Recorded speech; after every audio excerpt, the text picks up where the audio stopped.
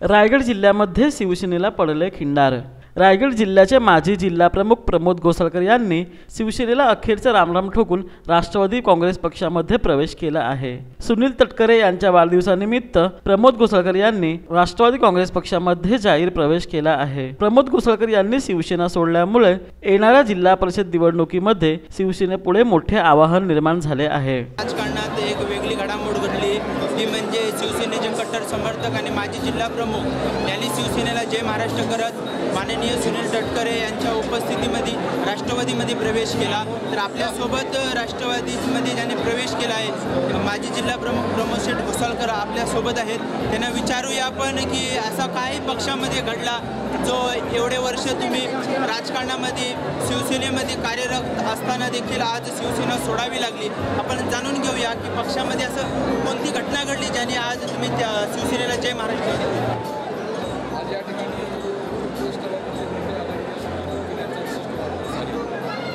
आणि रायगड जिल्ह्याचं विकासाचा युगपुरुष म्हणून उल्लेख करण्यात येतो। गेले अनेक वर्ष शिवसेनेचा सक्रिय कार्यकर्ता होतो। ग्रामपंचायतीचा सदस्य, शिवसेनेचा प्रथम सरपंच, तालुक्यातील पंचायत समितीचा सदस्य, जिल्हा परिषद सदस्य, जिल्हा सदस्य, जिल्हा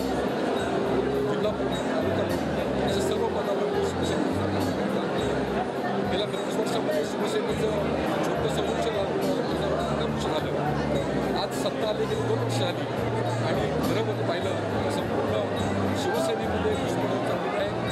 जो विकास व्हायला होता विकास होत नाही आणि केवळ तटकरे साहेबांच्या माध्यमातून त्या भागामध्ये जिल्ह्यामध्ये विकास होतो अशी लोकांची परिस्थिती आहे।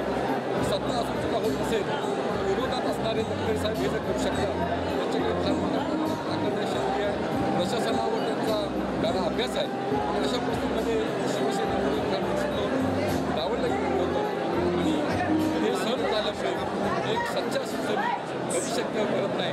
त्यामुळे आज शिवसेनेचं चालवत आहेत तर इतर पक्षातील लोक शिवसेना चालवत आहेत। जे निष्ठावंत प्रामाणिक त्यांनी शिवसेनेसाठी प्रोटी केली, त्यांनी शिवसेनेला टिकवली, अशा लोकांना हल्ले होत आहे आणि सर्व लोक ही शिवसेना कट्टर शिवसैनिकांची शोकांतिका आहे आणि या सर्वांचा मार राखून या ठिकाणी आज शिवसेनेला सोडून राष्ट्रवादीमध्ये आणि आपल्या तालुका प्रकाशला आणि आमच्या असंख्य कार्यकर्त्यांना सोबत आजपासून रायगड जिल्ह्यामध्ये राष्ट्रवादी या आपल्याला ठाव आम्ही सांगत आहोत। राष्ट्रवादीमधून आता पुढची तुमची भूमिका काय असणार आहे? काही दिवसावर जिल्हा परिषदेच्या निवडणुका आलेल्या आहेत, काय भूमिका असणार? आदरणीय तटकरे साहेब जो आदेश देतील तो आदेश आम्हाला शिरसावत राहील, त्या आदेशाचं पालन केलं जाईल आणि सर्वांना सर्वांना न्याय देऊन आम्हाला जी संधी दिली जाईल त्याचा सोबत करण्याचा प्रयत्न करेल आणि जी जबाबदारी साहेब देतील ती जबाबदारी पूर्णपणे ताकदीनिशी, शक्तीनिशी आणि प्रामाणिकपणे करण्याचा आत्मचित देतो। जी जबाबदारी ती सांभाळण्याचा प्रयत्न करेल।